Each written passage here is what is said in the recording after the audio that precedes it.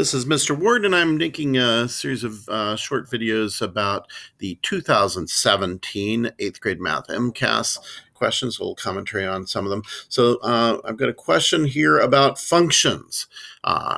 So number one, Ray made a table of X and Y values. The relationship between X and Y values in Ray's table is not a function. One of the values of X is missing from Ray's table as shown. What is one value Ray could use to complete her table and show that the relationship between X and Y is not a function?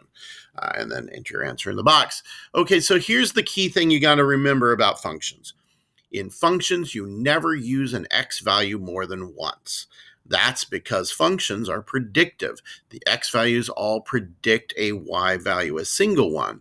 Y values can be used twice. Different X values could predict the same Y value.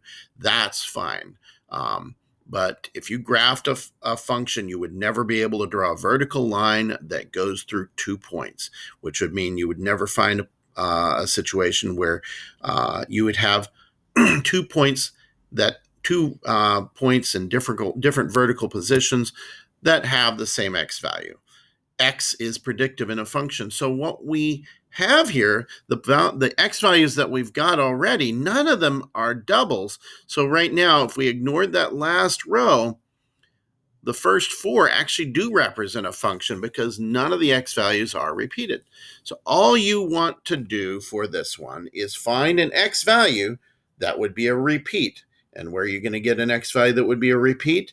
It would simply be one of these values. So if you just put any one of these values in this box, then you have repeated an X value and you violated the basic rules of a function.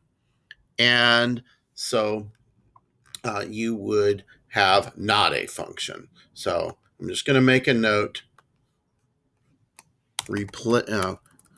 put any one of the already existing X values into this box, and this will not be a function. And that's all there is to it. X values do not repeat in a function. So if you want it to not be a function, repeat an X value.